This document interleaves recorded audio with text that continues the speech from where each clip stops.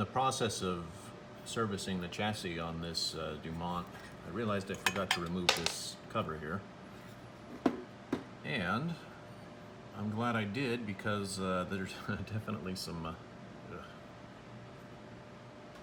components under here that need to be replaced. This is the IF and AGC section. And one thing I found, this guy here is a cathode resistor to the AGC control tube, but it's supposed to be 470 ohms. It measured pretty much wide open, and there's no real telling what parked this set, but it is interesting to find potential problems like this that could have contributed to its decommissioning. But I would think that basically no AGC control, probably we would have had either no picture, or it would have been so oversaturated that the set would have had trouble synchronizing, or would have lost horizontal vertical sync. And so I'm going to go ahead and replace that guy. It's a little 3-watt. But this early electronics, everything is so organic in it. It's just, you know, it's pretty amazing stuff. But still working on it. I went ahead and I've got one of the electrolytics replaced. This is the first one I've done, and it's a 40 mic at actually it's a 40 mic at 350 volts. I've got a 47 in there at 450 volts, replacing it. And some guys will go in and rebuild the actual capacitor cans in these units. I don't really do that. I really just want the thing to work, so long as it's neat and tidy, and I'll try to just bypass it just as in the smartest way possible. So what I did here was, as is typical with these type of capacitors, the lugs on them are also used as tie points for several different components. And in cases like that, what I'll usually do, since I want to disconnect that original capacitor from the circuit entirely, is I'll try to find a clever way of rerouting the wires where effectively the circuit is unchanged, but the wires may be routed to a different location. So seeing as there was this wire going to the vertical output transformer, coming from the vertical output transformer going to the lug on the capacitor, and then a wire going from these same lugs over down there, and then it shunted with the 220K resistor. I basically just brought the resistor up and then used this control as a new tie point for the wires. And that's not always possible. I will, this one for example, here and here, pretty much every lug has more than one wire attached to it, and those are the most difficult. So what I'll most likely end up doing is attaching another terminal strip, kind of like these, right, this kind of thing here, and then just making a capacitor attachment point like that. And something else I like to do when I work on this stuff, sometimes it's easy to when you remove a component, to cut the lead and then put a little J-hook in there and then attach the new component to the J-hook to keep from messing up the original solder joint. I try to keep it a little bit neater than that, and particularly on lugs like this where there are several components going to the same location, I find it best to just cut your losses, completely clean up the joint, disconnect everything from it, because this needs to be replaced, that needs to be replaced, and that 3-watt resistor I showed just a moment ago needs to be replaced. So pretty much, since everything on that lug needs to be replaced, I'll clean it out, untie everything, and then just attach everything new at that location and resolder it. So that's what I'm doing now. I really need my other hand. Now here you can see I've got the old components disconnected from that lug, but not disconnected on the other side, so I don't really forget where they went, and ready to solder. Now I have the components all soldered in at that location. Two of these go to ground, and this is a resistor and this 0.05 capacitor here both go to ground as part of the cathode bypass circuit for that tube. And originally they were attached to the chassis in two different locations. Usually this stuff isn't too sensitive, as long as you keep the distance as short as possible with stuff like this. Or if you're grounding them in two different locations as part of the same circuit, make sure that they're not grounded again too far from one another, because even the amount of resistance between two different points of this chassis, could it be even like a partial ohm, can cause a problem in some high frequency circuits, and hum and audio circuits and other just strange anomalies like that. It's best to keep your lead lengths short and use the same tie point for circuits of this nature. And here's a great example of what I was talking about with filter capacitor replacement. So many of these, like I said, these lugs on the bottom of the filter capacitor are used as tie points for different wires or components. But this one here only has a single wire going to it. And in these locations, you know, the actual physical location of the filter capacitor doesn't matter that much.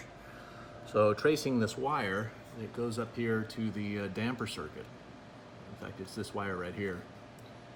And in cases like this, it's, you know, there's nothing really wrong with just removing that wire entirely and placing your component here if there's a convenient ground location as well. And now if you have a capacitor that has an isolated ground or like a B-, then that's not really feasible. You should have a convenient way of tying your negative side of the capacitor back to that B-. So usually you'll have to go back down here and place your component next to the B-. And now that I'm getting into this and talking about it, I see this capacitor actually does have an isolated ground. Whereas this one over here, you can see the lug is connected directly to chassis. But this one, it's isolated by this phenolic wafer, and then it's got a B- that is shared between these two. So in this case, I'm gonna say it's probably gonna be more, it's gonna be a better idea to put the component down here, unless I run a B- line up here, because it's gonna get crowded down here real quick. And I've got some space there. And just a few different things to consider. Let's see what I can do. Okay, after looking at it for a while, what I'll probably do is keep the capacitor up here, disconnect this wire entirely, and then jump the capacitor between here and one of these unused lugs. And I did check the bottom of the tube. Those terminals are not connected internally to the tube. And then what I'll do is I could reuse this wire and attach it over here and just run it back down to the B- right there, rather than trying to find a place to stick the component. Any space I can free up right here is going to be a good idea. So in that particular case, I think I'm going to relocate the cap. The rest of these, I'll probably have a terminal strip locally and just jump it right over. I think that's going to be fine. Place the capacitor up here locally, and positive side over here to the bottom of the damper, and then use this unused terminal strip as the B-, and then just repurpose this wire, connected it back down here to the B- bus. Here's another example. This lug of the capacitor has a single wire going to it, and tracing that down here, it goes to this, the lug of that tube socket right there. It also has this bad resistor attached to it, so I'm going to take the opportunity to replace that. And what I'll do is use this capacitor eliminate this wire totally, disconnect it from that lug, and then just bridge the capacitor from there, the positive side, to the B minus lug right here on the negative side.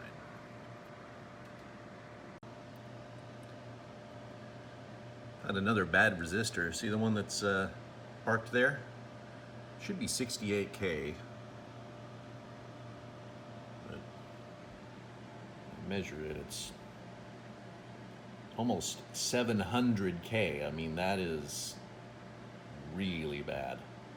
So when that thing went, probably the tube chart inside the set identifies that tube as a reactance tube. And it's just kind of another name for horizontal AFC.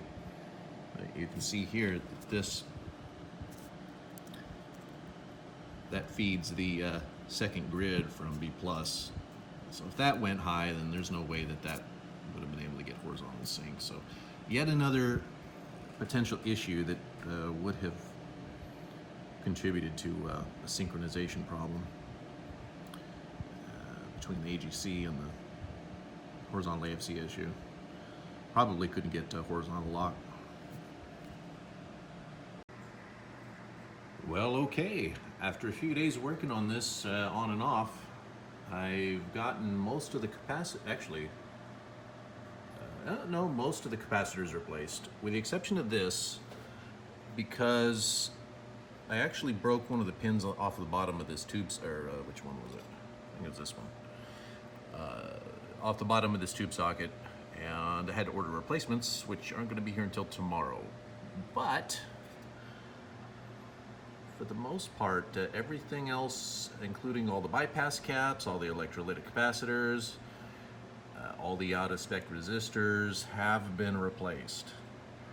I've been over the chassis a couple of times, the best I can visually, make sure nothing's bent into a short, or solder blobs or stray capacitor legs have gotten loose in here.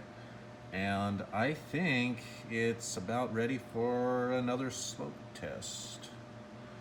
So I'm gonna, without further ado, I'm gonna try that here. And this is my least favorite part of this. Is what I typically would like to, well, the way I usually approach this is just to bring up the voltage very slowly. But since I don't have a variac anymore, long story, I'll just attach the power cord, let the tubes warm up for a little bit, and pull the power cord, and then just go around and check to make sure none of the electrolytics are getting hot. Make sure I don't think I have any of them installed backwards. But if I do, I try to save it from getting too hot and exploding. So that would be problematic. So let's give this a try. Here it goes, power switch is on.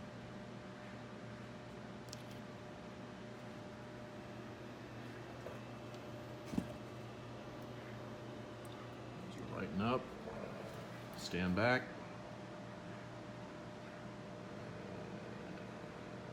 Okay.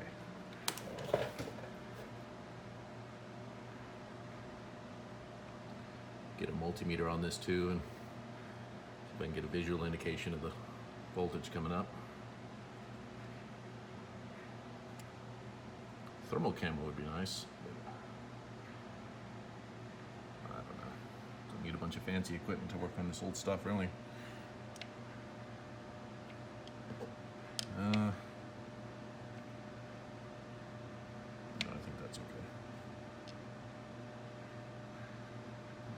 Okay, let's get the multimeter on it, just watch it.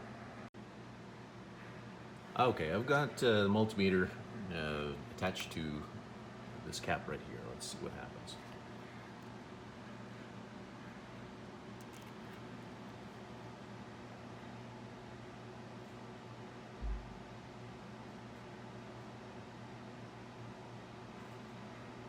Should jump up here in just a second. Stand back, way back.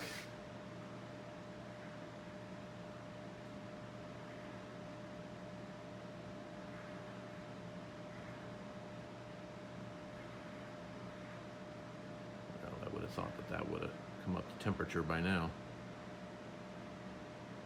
It's barely anything.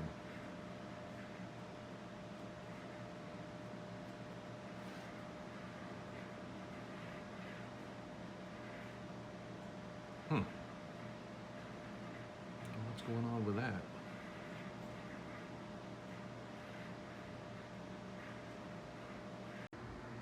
I think I know what's going on. The yoke has an interlock on it, and or the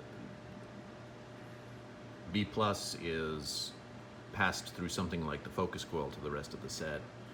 So this has to be plugged in for there to be B plus to the set. I haven't looked at a print yet, but I just remembered that these sets are sometimes like that, in order to prevent from burning out the horizontal output stage with no yoke attached, or something like that. Well, I wonder if there's any evidence of that here on the schematic. Is it?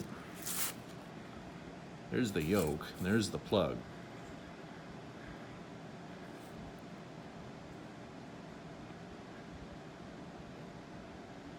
So if I'm correct, it looks like the focus coil is attached to pins 2 and, what is that? 2 and 3 and 4? And then 2 is, yeah, that goes directly to B plus, and then 3 is, look at that, the focus coil is center tapped. And then 3. So 3, oh, okay, 3 is the, it's like the high side of the focus control. And then, yeah, 4 comes back around here. And it looks like it feeds pretty much the ladder circuit for all of this. All these B supplies, 190, 140, and then 85. So that's what's going on. I could almost bypass that with a jumper lead just to test it, which I might do, because I'm not really all about hauling that chassis back over there and plugging it into the cabinet. I wouldn't be able to access the bottom of it. But yeah, that's what's happening, because the 320 outputs directly off this choke from the power supply in the first stage of this filter ladder. Look at that. It doesn't even go anywhere near this. Runs over to focus, interlocks there, feeds the focus coil, and then back through the, no, not through the focus control, but feeds through this 850 ohm resistor here. Just like downtown. I'm gonna bypass that and just see if everything livens up. Okay, I found something. The first part of the filter bridge is actually way down here. And so this is before the focus coil interlock. So if all's well, I can check to see if this stage is any good. It goes. Oh yeah. Okay, and that's with no load on it whatsoever. That's a 450 volt rated cap, and I got 400, that's still creeping up, 440 volts on it. The only tubes in the set are the rectifiers, and that's it. That's why it's unladen voltage. Okay, well that's a start. I found it. Would have been a lot less work to plug this thing back into the yoke, I think, but it essentially bypassed it here. The cabling from this yoke plug attached there and there, pins 2 and 4, or actually here and here. I've got the voltmeter attached here, and looks like there's something there, so maybe that's trickling in from that circuit that's charged, and we'll find out.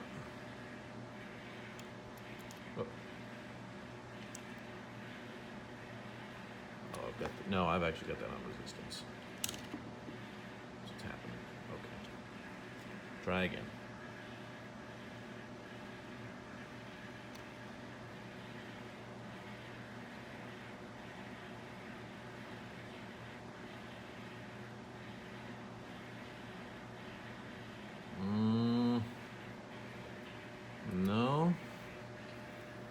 Something still is not right. Something is not right.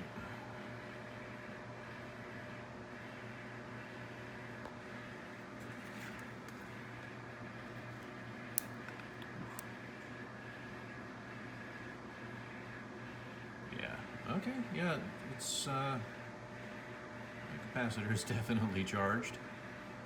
So, what is going on here?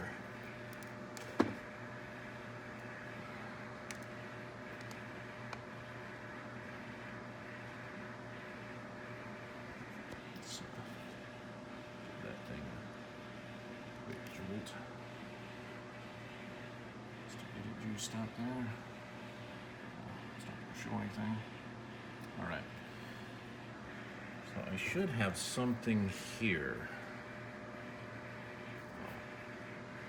Undo that.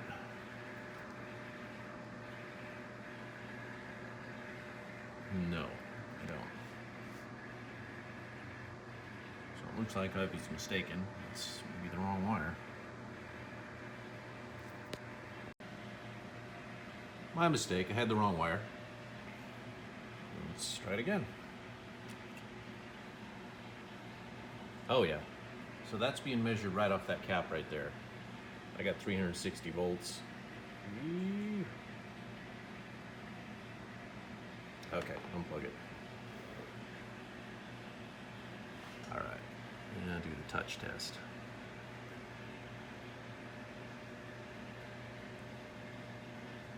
One of these things pops, it'll make your ears ring for hours.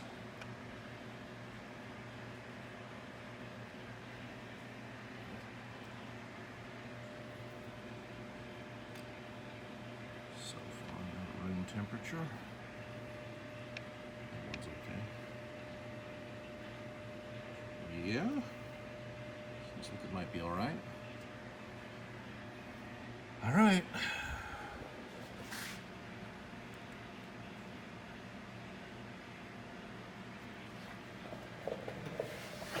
Standing back.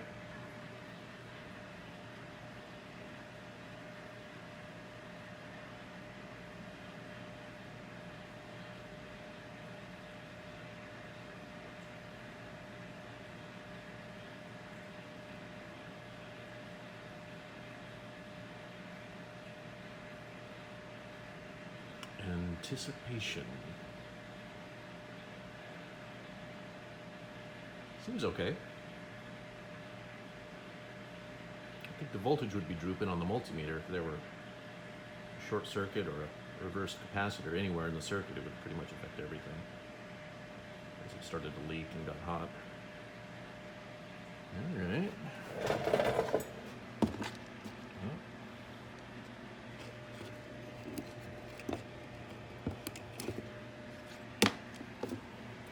Let's make some tests, why not?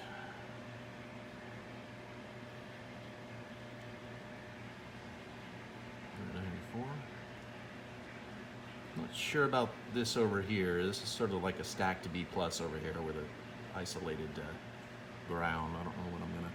Well, I'm measuring it against chassis ground, so it's not going to be accurate. Right. Yeah. -3 volts. That's all right. Unless it's something goofy like one of the circuit stages hasn't started and it requires a load in order to give you a proper polarity on that voltage rail, which is conceivable. I'm gonna watch out for that. It might be momentarily negative when there's no load on the rail. 129. Oh yeah.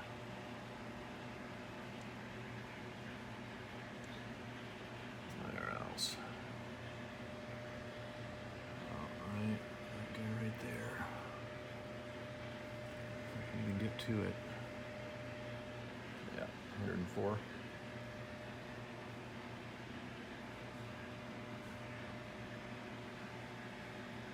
418.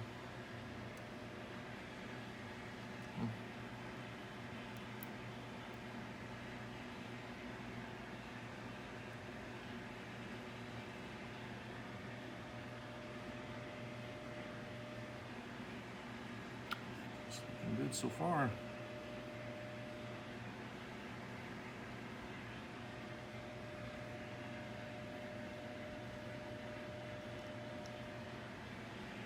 Oh yeah, I think this thing's good. No explodey. It's always nice. Okay. Well, good.